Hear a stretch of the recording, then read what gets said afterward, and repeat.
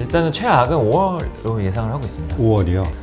24년부터 보조금이 대부분 사라져요. 24년부터? 네. 모비스가 가지고 있는 울산 전동화 공장 외에 해외 공장이 있어야 돼요.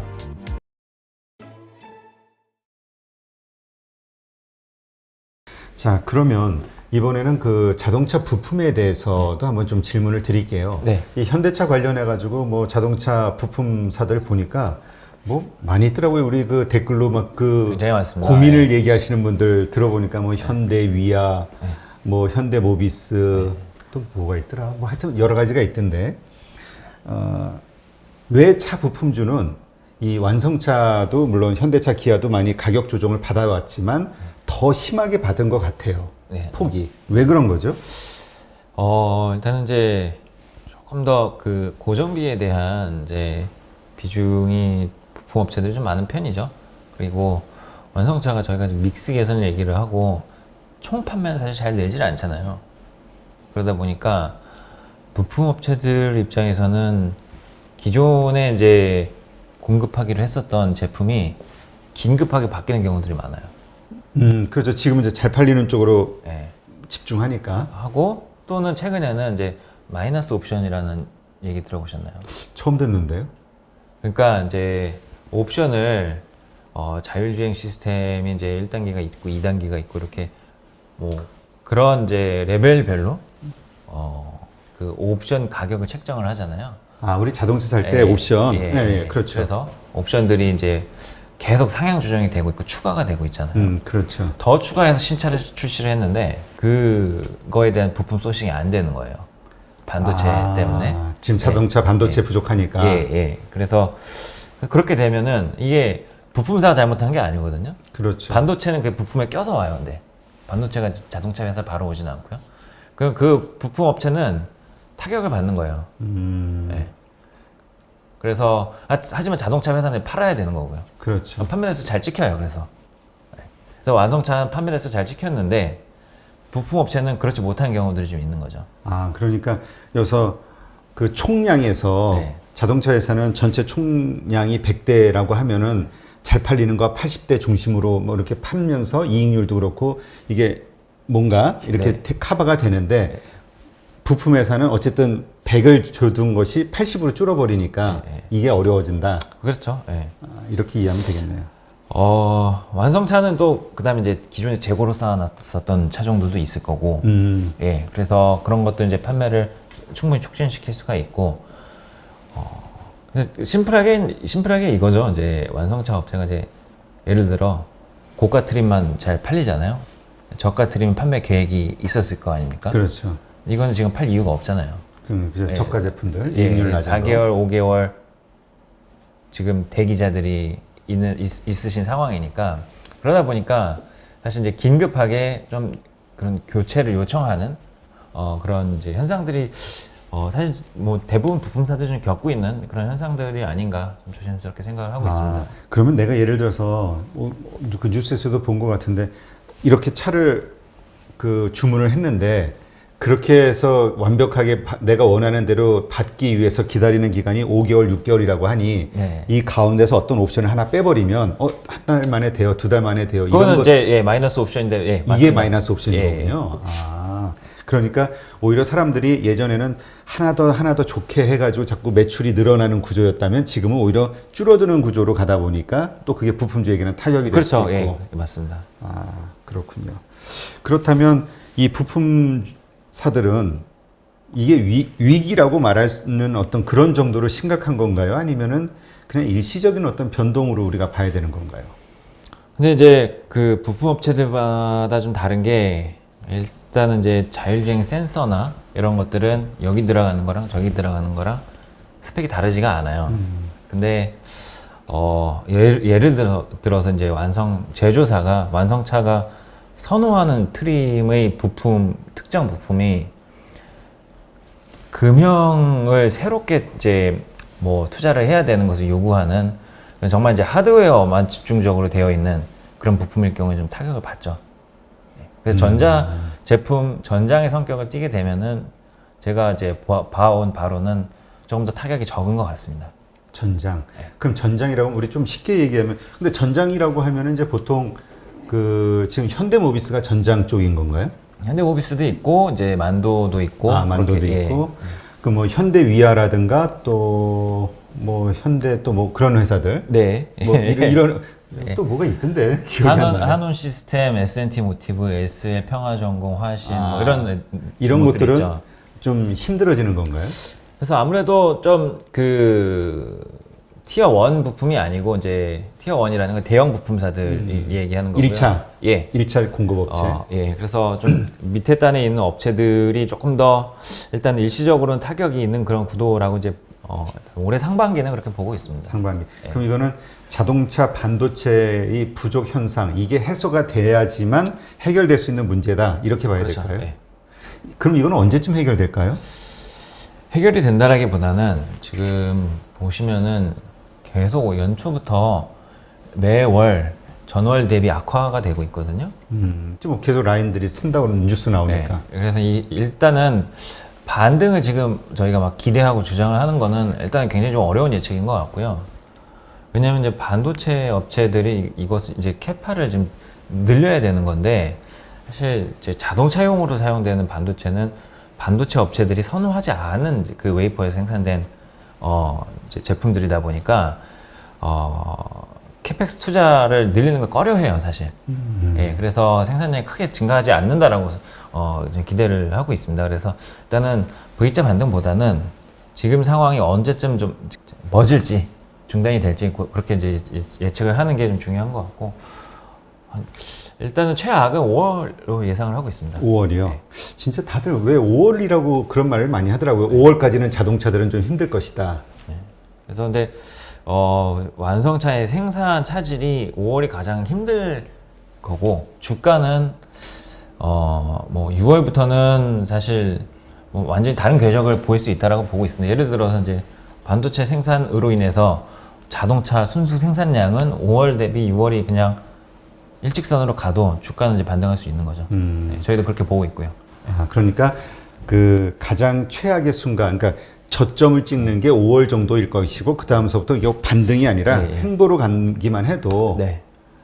그냥 맞습니다. 이 정도는 이제 우리가 예측을 할 수 있는 거니까. 네, 맞습니다. 근데 지금은 어디까지 떨어질지를 모르니까 생산 대수가 그렇습니다. 이거에 대한 불안감이 있는 네, 거군요, 시장에는. 네, 맞습니다. 그러니까는 이제 예를 들어서 1공장, 3공장을 이제 가동을 중단하는 거는 어닝에 그렇게 큰 타격을 주진 않아요. 근데 2공장이나 4공장, 5공장에서는 펠리세이드 제네시스 생산을 하거든요. 여기가 이제 가동 중단이 들어가게 되면은 좀 임팩트가 있습니다. 완성차 업계, 그러니까 현대차 입장에서는요. 예, 부품사는 이제 두말할 것도 없고요. 그래서 그런 리스크가 아직 완전히 해소된 건 아니다라고 이제 보고는 있고요. 예. 그러니까 그냥 업계에서는 그냥 요런 거에 대한 해소가 불안감 해소가 한 5월 정도면은 맞습니다. 예. 해결이 될 네, 것이다. 네, 그러니까 그 정도까지는 가지 않을 거라고 보지만 그렇죠. 예. 그래도 모르는 거니까 시장에는 불안감이 있고 그 불안감이 해소되는 그 시점이 5월 정도. 맞습니다. 예.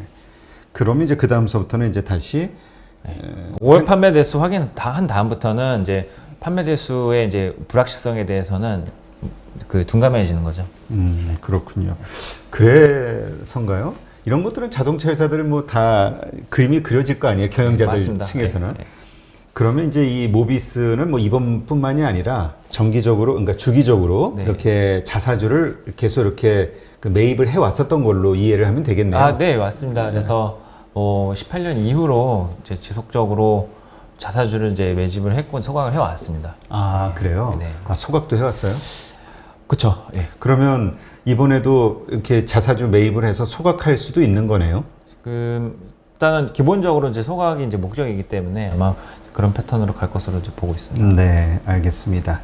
자, 그러면 지금 우리가 시장에서 기대하고 있는, 그러니까 이거는 하나의 낭설일 수도 있겠네요. 이번에 자사주 이렇게 모아가지고 이거 저 정의선 부회장한테 블록딜로 넘기는 거 아니냐, 그런 식으로 이 현대모비스에 대한 지분을 확보할 수 있게끔 하는 거 아니냐, 이런 이야기도 있는데 뭐 일단 너무 좀 많이 좀 나간 이야기인 것 같아요. 예. 그래서 그것을 일단은 뭐 바로 이제 투자 판단에 넣는 것은 좀 이제 네. 좀 펀더멘털보다는 좀 많이 나은 상황이 아닌가 이제 좀 생각이 되고요. 네. 그러면 네. 일단 시장에서 투자자들이 가지고 있는 기대감에 대해서 한번 정확히 좀 짚어봐 주시면 그렇죠. 하나는 네. 일단 먼저 이 지배구조 현대모비스의 지분을 정의선 부회장이 꼭 확보를 해야만 되느냐 이게 좀 궁금하긴 하거든요. 현대모비스 그렇죠. 지금은 이 지배 구조를 보시면은 이제 현대모비스가 현대차를 보유를 하고 있습니다. 아, 네. 그게 이제 핵심인 거죠. 현대차의 최대 주주입니다. 그래서 현대차를 이제 보유할 수도 있지만 사실 이제 현대모비스를 보유해야 되는 이제 그런 필연적인 그런 구조다라고 보실 수 있고요. 그 다음에 이제 현대가 기아를 보유를 하고 있고 이제 연결고리는 그래서 기아가 가지고 있는 모비스를 끊어오면 됩니다. 기아 가지고 있는. 그러니까 지금 일단은 순환 출자를 끊어야 되기 지금 때문에 기아차가 가지고 있는 지분이 몇 프로죠? 여기 한 17% 정도 됩니다. 17%. 예. 그래서 금액이 사실 적지가 않고요. 만약에 이제 이것을 그냥 이제 캐시로 가져오는 건 사실상 불가능하죠. 예. 그러면 그 기아차가 가지고 있는 현대모비스 지분을 그 누가 가져가야 되는 거죠? 현대모비스가 도로 가져가는 건 안 되잖아요. 자사주. 예. 그래서 그 말씀하시는 부분은 다음 페이지에 있습니다. 그래서 보시면은 오른쪽 그림을 일단 봐주시면은요. 네.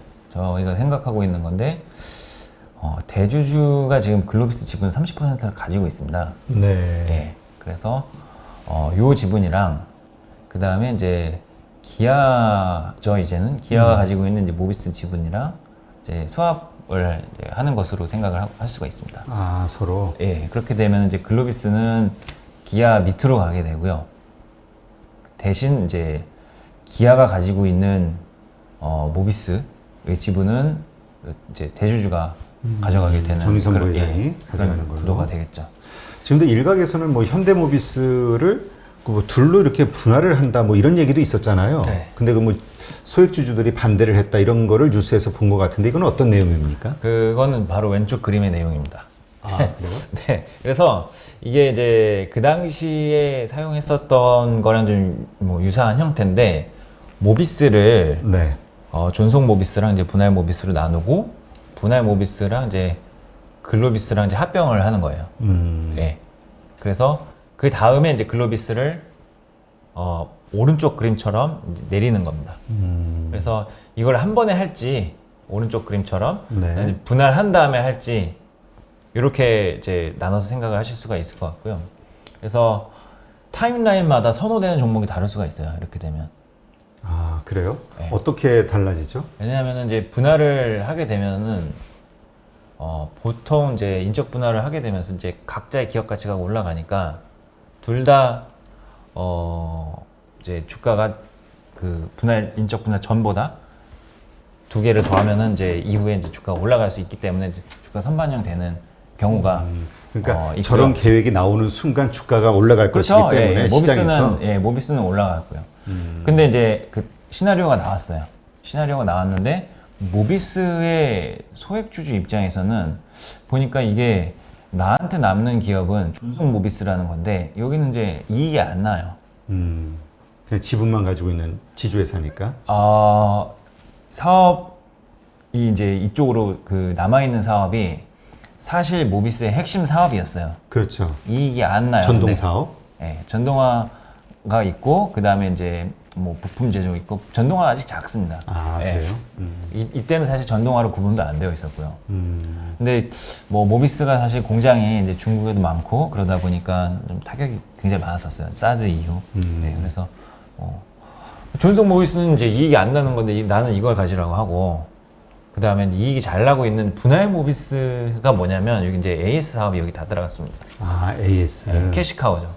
그래서 이거는 이제 글로비스랑 이제 합병을 하겠다고 하니까 글로비스 주주들만 좋은 거죠. 그래서 글로비스 이후에는 이제 이 안이 이제 공개가 된 다음부터는 또 이제 글로비스 주가만 가고요.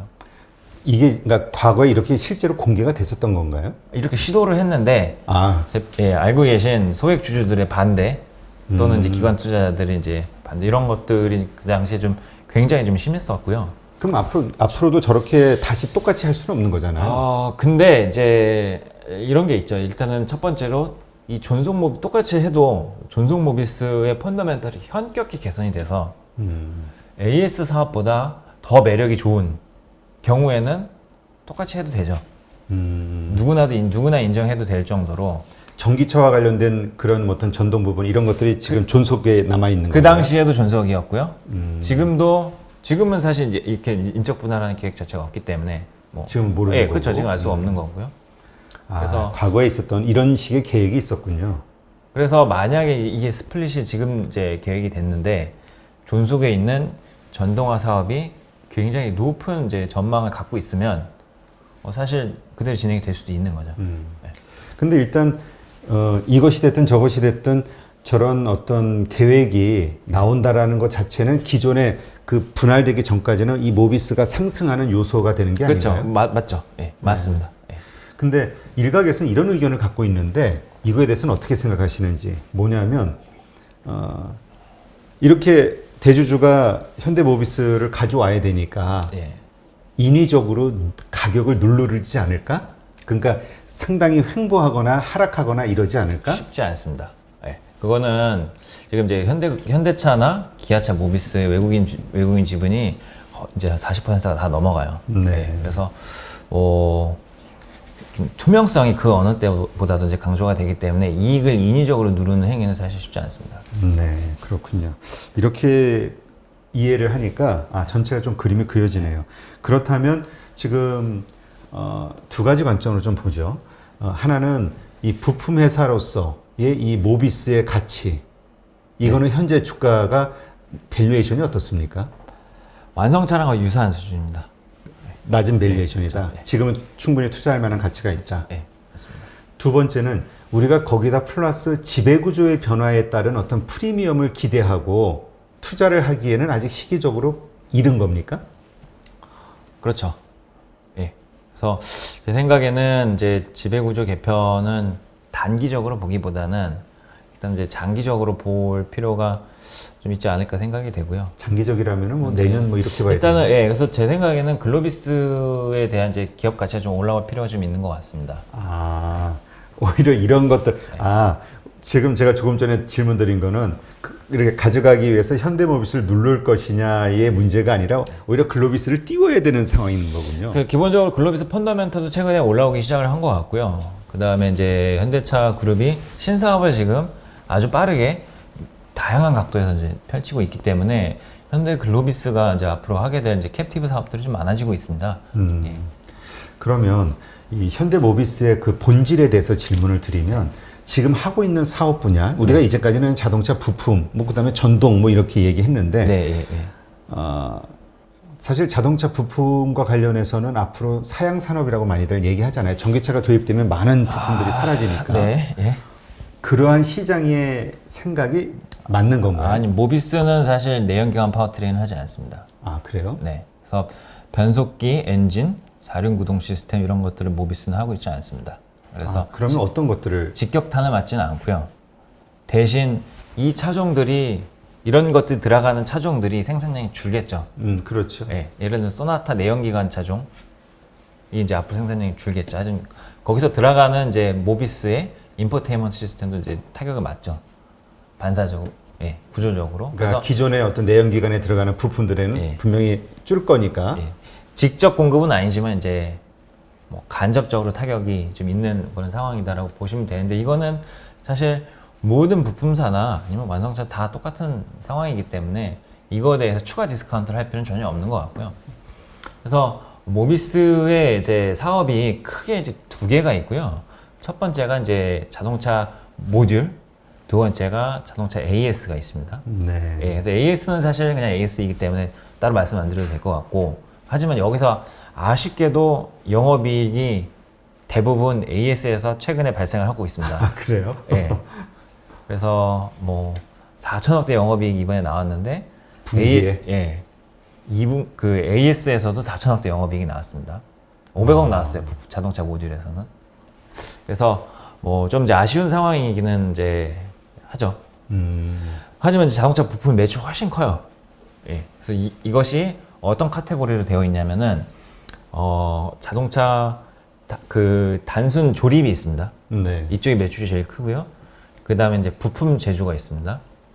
부품 제조는 이제 만도랑 그 만도가 하는 거랑 똑같은 부분이 이제 대부분이고, 그 다음에 이제 에어백이랑 그 다음에 이제 인포테인먼트랑 인포테인먼트가 뭡니까? 이제 뭐 인포테인먼트라는 게 아, 우리 내비게이션이랑 그 안에 이게 LED처럼 이게 써 있는 기기 센터 앞판. 페시아 있죠. 센터 페시아 예. 아시죠? 그거 통째라고 보시면 됩니다.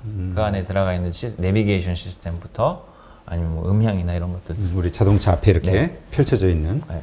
그래서 그 부분이 있고요. 그거랑 이제 에어백이랑 이렇게 헤드램프랑 이렇게 추가가 된 게 이제 그 부품 제조하는 부분이고, 그 다음으로 이제 더 덩치는 작지만 중요한 부분이 이제 전동화 사업입니다. 그래서 사실 이제 전동화 사업은 구분이 안 되어 있었어요. 그래서 부품 제조 안에 들어가 있었는데 18년도부터 이제 주주들이 많이 참여를 하기 시작하잖아요. 이제 못 그렇죠. 믿겠다. 음. 펀더멘털 개선된다는데 보여달라. 그래서 이제 브레이크다운이 그때부터 좀 되기 시작했었던 것 같고요. 이익이 안 납니다. 아직까지. 전동. 하지만 앞으로는 가장 비전 있는. 매출 증가율은 지금 보시면은 이제 거의 매년 100%씩 올라요. 이익이 안 나요. 이게 무슨 말이냐면 자동차 회사 완성차도 아직까지 친환경 차에서 이익을 아직 안 내고 있다는 이야기라고 보시면 될 것 같고요. 그렇죠.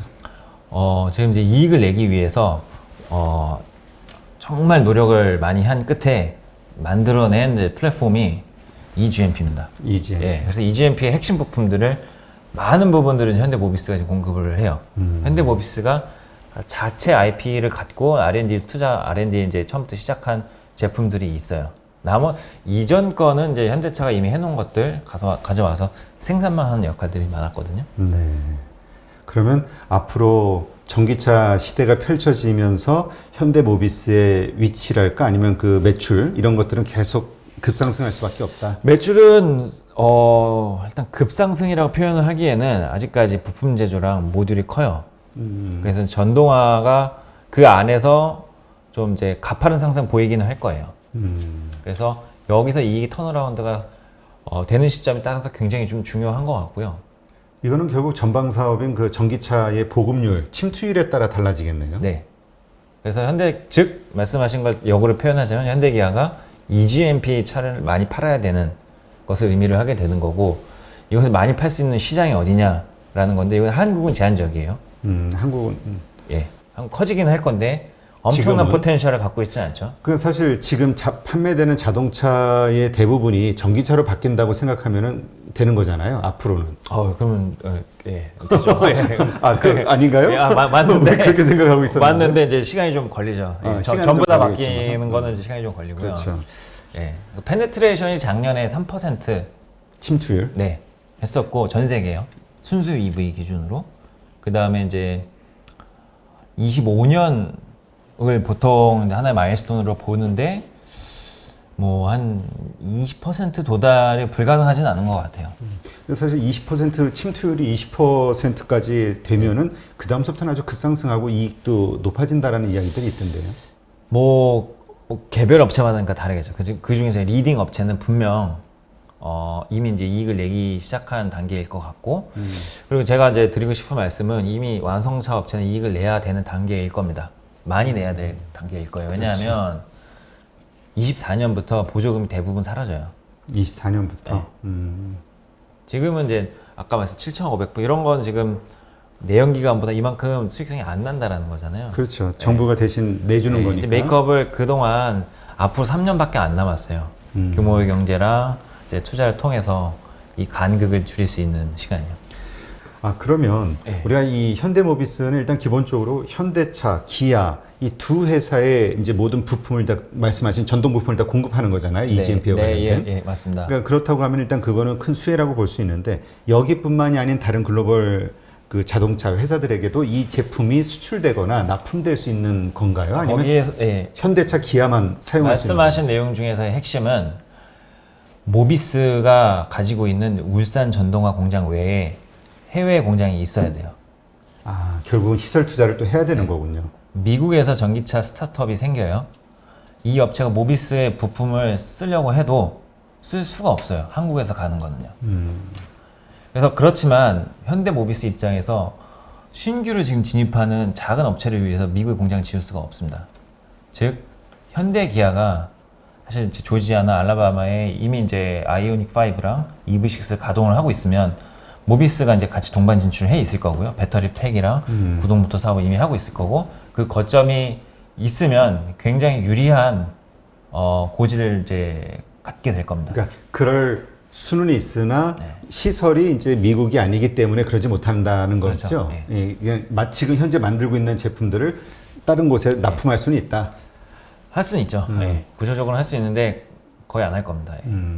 그렇죠. 그리고 지금 얘기하신 대로 지금은 시장이 작으니까 업체들 자체가 뭐 폭스바겐 정도라면 또 다르겠죠. 폭스바겐도 자체로 하는 것으로 이제 가기 때문에 모비스 걸 쓸 이유가 없어요. 자동차 회사들, 전기차 회사들이 이런 제품, 전동화 제품을 다 자체 조달하는 방식으로 가나요? 그렇죠. 예. 그것이 이제 될 여력이 있는 업체는 그렇게 가고요. 여력이 안 되는 업체들은 비싸게 남의 걸 주고 사야 돼요. 그렇군요. 네. 아, 그래서 배터리 내재화 이 얘기도 그래서 나오는 거군요. 맞습니다. 그래서 이게 또 모비스만 거기서 알라바마에 짓는다고 될 일이 아니고요. 모비스는 이제 셀 업체가 아니지 않습니까? 그래서 셀 업체도 같이 가 있어야 돼요. 거기까지 현지화가 되어야 보조금을 받을 겁니다. 그렇군요. 이게 그러니까 자동차 관련된 회사들이 딱 선단을 이루어가지고 같이 움직여야 되는 거군요. 이게. 말씀하신 대로 이제 선단이죠. 예. 예. 다 같이 가야죠. 네, 알겠습니다. 네, 오늘 이렇게 해서 자동차 부품과 관련된 산업, 그 다음에 현대모비스의 비즈니스 모델과 그 다음에 지배구조와 관련된 이슈 이런 것들에 대해서 한번 자세하게 알아보는 그런 시간을 가졌고요. 이제까지 좀 막연하게 이해했던 것들이 이렇게 다 이렇게 확연하게 보이는 그런 시간이 된 것 같습니다. 네, 오늘 이렇게 좋은 인사이트 함께 해주신 이베스트 투자증권의 유지웅 연구위원께 감사드립니다.